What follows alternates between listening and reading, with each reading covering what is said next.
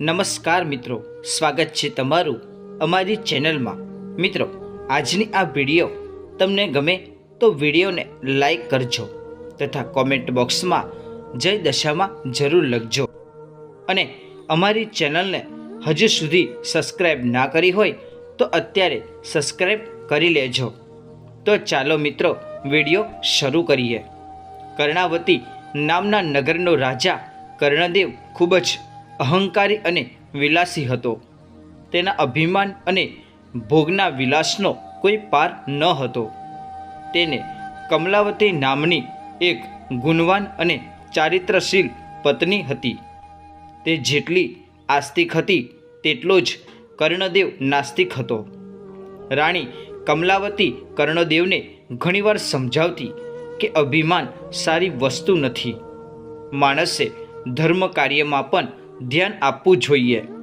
સુખ અને વૈભવ તો આજે છે અને કાલે નથી। પરંતુ રાજા તો રાણીની આ સલાહ માનવાને બદલે ઉલટો વધુને વધુ બગડવા લાગ્યો। તે સુરા અને સુંદરીના મદ અને કેફમાં મસ્ત રહેવા લાગ્યો। એક દિવસ નિરાશ રાણી મહેલના ઝરૂખામાં ઊભી હતી ત્યારે તેને થોડે દૂર નદી કિનારે કેટલીક સ્ત્રીઓને ભેગી મળી અને કંઈક વ્રત કરતી જોઈ। તેને દાસીને બોલાવી અને સ્ત્રીઓ શું કરતી હતી તે જાણી લાવવા મોકલી। થોડી વાર પછી દાસી પાછી આવી અને રાણીને કહ્યું, રાણીજી, મેં નદી કિનારે બેઠેલી સ્ત્રીઓને પૂછ્યું તો એણે મને કીધું કે અમે દશામાનું વ્રત કરીએ છીએ। રાણી તો આશ્ચર્ય પામી ગઈ અને તેણે પૂછ્યું, દશામાનું વ્રત, એ વ્રત કેવી રીતે કરાય એ તો જાણી લાવી। હા, એમણે કીધું કે સૂતરના 10 તાંતરા લઈને તેને કંકુથી રંગી અને તેની 10 ગાંઠો વાળીને દશામાની મૂર્તિ બનાવી તેની પૂજા કરી છે। આ સાંભળીને રાણીને પણ દશામાનું વ્રત કરવાનું મન થયું। તેને રાજાને આ વાત કરી। રાજાએ હસી ઉડાવતા કહ્યું કે રાણી, આ વ્રત તો વધુ ધતિંગ કહેવાય છે। આપને શેની ખોટ છે? આપણે વ્રતથી પૂરું કરવું પડે। આપણી પાસે તો બધું જ છે, ધન દોલત, કીર્તિ, સુખ, સાહેબી ને સંપત્તિ। તો પછી તારે આ વ્રતની કરવાની શું જરૂર છે? આમ રાજાએ રાણીને દશામાનું વ્રત કરવાની સ્પષ્ટપણે ના પાડી દીધી। રાણી ઉદાસ થઈને ત્યાંથી જતી રહી। પરંતુ મા દશામાં પોતાનું આવું ઘોર અપમાન થયેલું જોઈને ક્રોધિત થઈ ઉઠ્યા। તેમને અભિમાની રાજાને પાઠ ભણાવવાનું નક્કી કર્યું। બીજા જ દિવસે સૂર્યોદય થતાં જ પડોશી દેશનો રાજા લશ્કર લઈ કર્ણાવતી ઉપર ચઢી આવ્યો। આ એકાએક આક્રમણથી કર્ણદેવ હેપાઈ થઈ ગયો અને લડાઈમાં હારી ગયો। પડોશી રાજાએ તેનું રાજપાટ ઝૂંટાવી લીધું અને જીવ બચાવવા રાજા રાણી 2 કુંવરોને લઈને નાસી છૂટ્યા।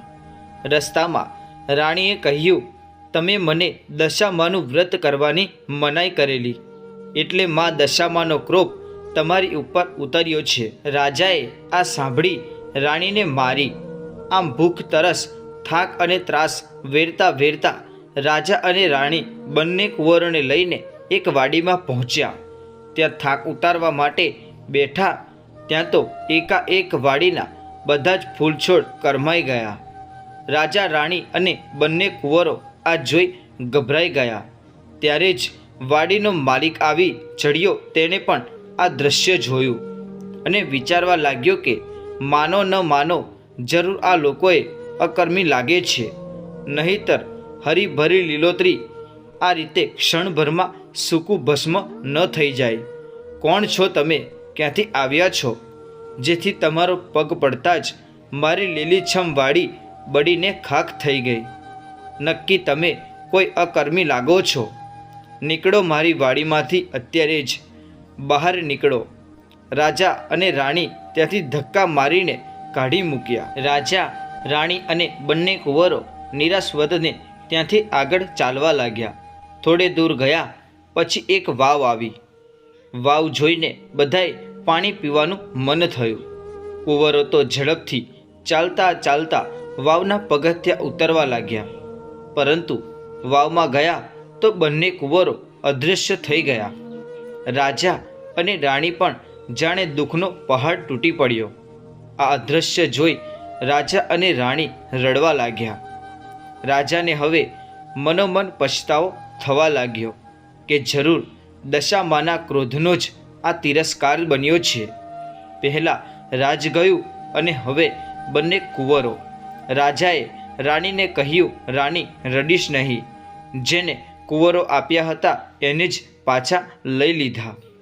રાજા અને રાણી આગળ ચાલતા ચાલતા તેઓ એક ગામના પાદરે પહોંચ્યા. રાજા અનાદિત થઈ ઉઠ્યો અને કહ્યું, રાણી, આ તો મારી બહેનનું ગામ છે. ચાલ આપણે તેને મળવા જઈએ. રાજાએ એક માણસને બોલાવી પોતાના આગમનનો સંદેશો આપવા બહેનને ત્યાં મોકલ્યો. બેન, તમારા ભાઈ એક સંદેશ મોકલાવ્યો છે. એ લોકો ગામના પાદરે વાટ જોવે છે અને એ બહુ જ ખરાબ હાલતમાં છે. મારો ભાઈ આ હાલત ન જોઈ હોય એ તો કર્ણાવતી નગરનો રાજા છે. બહેને પોતાના ભાઈ માટે પિત્તરના ઘડામાં સુખડી ભરી અને મોકલાવી. એ ઘડામાં એક સોનાનું સાંકડું પણ મૂક્યું.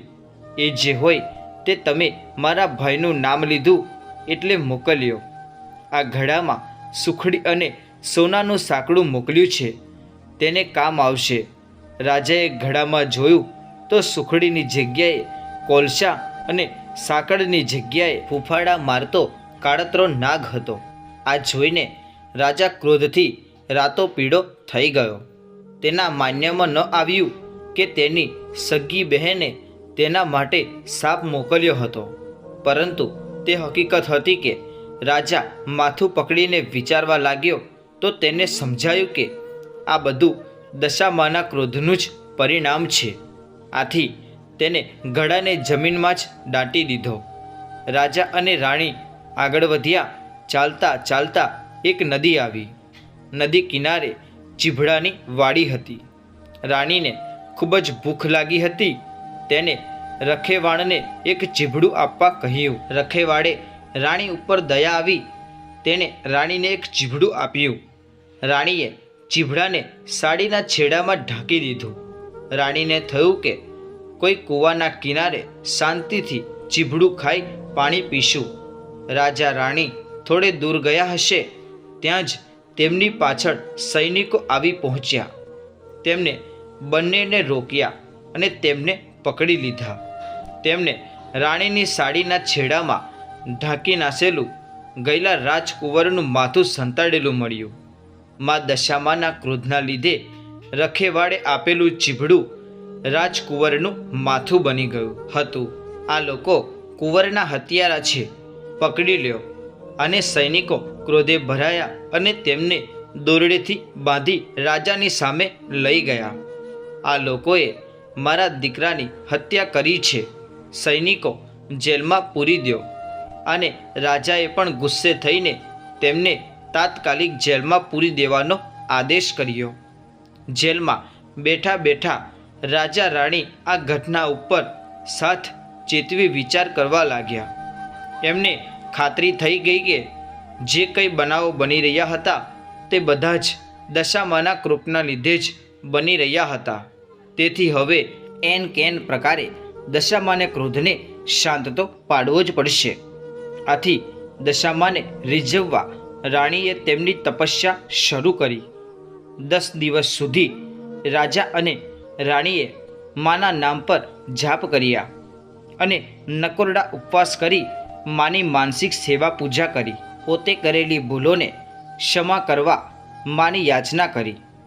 રાજા રાણીની હાર્દિક ભક્તિ જોઈને મા દશામાં તેમની ઉપર પ્રસન્ન થયા અને તેમને સ્વપ્નમાં દર્શન દીધા અને આશ્વાસન આપતા કહ્યું કે ચિંતા કરશો નહીં, સૌ સારાવાના થઈ જશે. બીજા દિવસે શત્રુ રાજાને સ્વપ્નમાં માં આવી મા દશામાએ કહ્યું કે હે રાજન, તે નિર્દોષ પતિ અને પત્નીને વગર વિચારી જેલમાં પૂર્યા છે. તેથી કાલે જ સવારે તું એમને છોડી મૂકજે, નહીંતર તારો સર્વનાશ થશે. અને હા, તારો કુંવર રિસાઈને જતો રહ્યો છે, તે હજી જીવિત છે, તે સવારે ત્યાં આવી જશે. સવારે કુંવર જીવિત પાછો આવી જતાં જ શત્રુ રાજાએ રાજા અને રાણીને જેલમાંથી છોડી મૂક્યા. રાજા રાણી દશા માતાનો આભાર માનતા અને ગુણગાન ગાતા ગાતા ત્યાંથી આગળ ચાલ્યા અને બહેનના ગામ આવી પહોંચ્યા. રાજાને પેલો જમીનમાં દાટેલો ઘડો યાદ આવ્યો. તેને જમીન ખોદી અને ઘડો બહાર કાઢ્યો અને અંદર જોયું તો તેમાં સુખડી અને સોનાનું સાંકડું હતું. બહેને પણ ભાઈના આગમનની ખબર પડી તો ભાઈ અને ભાભીને લેવા સામે આવી અને થોડા દિવસ પોતાને ત્યાં રાખી. બહેને બંનેની આગતા સ્વાગત કરી. પછી રાજા અને રાણીએ બહેનની વિદાય લીધી અને આગળ ચાલ્યા. તેઓ પેલી વાવ પાસે આવી પહોંચ્યા. ત્યાં તેમના બંને કુંવરો અદૃશ્ય થઈ ગયા હતા. વાવમાં ગયેલા તો એક ડોશીમાં તે બંને કુંવરોને લઈને તેમની રાહ જોતા ઊભા હતા. રાજાએ પૂછ્યું, આ કુંવરો ક્યાંથી મળ્યા? જવાબમાં દશા માતાએ તેમનું અસલ રૂપ પ્રગટ કર્યું અને રાજા અને રાણીને આશીર્વાદ આપતા કહ્યું, હે રાજન, તારી રાણીની ભક્તિથી હું પ્રસન્ન થઈ છું. તેની ધર્મપરાયણતા અને અત્યંત પ્રસન્નીય છે. તું પણ હવે સુધરી ગયો છે. જ્યાં તને તારું જૂટવાઈ ગયેલું રાજ્ય પાછું મળશે. માં, તમે તો દયાળુ છો. તમારો મહિમા અપરંપાર છે અને તમારી કસોટીમાંથી પાર ઉતરવું એ પામર માનવી માટે કઠિન છે. માટે આ અમારા ઉપર દયા રાખજો. માં દશામાએ કહ્યું, હે રાજન, જે કોઈ દશામાનું વ્રત રાખશે તે મારી અમી દ્રષ્ટિને પાત્ર થશે અને જે કોઈ પણ મારું અપમાન કરશે તે મારા ક્રોધનો ભોગ બનશે. અને દશામાં અદ્રશ્ય થઈ ગયા. પછી રાજાએ પ્રજાનો સાથ લઈ શત્રુ રાજા સાથ છોડી લડાઈ કરી અને પોતાનું રાજ્ય પાછું મેળવ્યું. રાજાએ નિષ્ઠાથી મા દશામાનું મંદિર બંધાવ્યું અને પ્રજામાં તેનો મહિમા વધાર્યો. માના પ્રતાપથી તેઓ સુખ શાંતિથી જીવન પસાર કરવા લાગ્યા. જય દશામાં, જય દશામાં. જેવા રાજા રાણીને ફળ્યા તેવા સર્વને ફળજો. વ્રત કરનાર, વાર્તા લખનાર, વાર્તા વાંચનાર સર્વની દશા સુધારજો. સુખ અને સંપત્તિ આપજો. શ્રદ્ધા અને વિશ્વાસ અને સર્વનિષ્ઠા પ્રદાન કરજો. તો મિત્રો, આજની આ વિડીયો પસંદ આવી હોય તો કોમેન્ટ બોક્સમાં જય દશામાં જરૂર લખજો. અને ચેનલને હજુ સુધી સબસ્ક્રાઈબ ના કરી હોય તો અત્યારે જ સબસ્ક્રાઈબ કરી દેજો.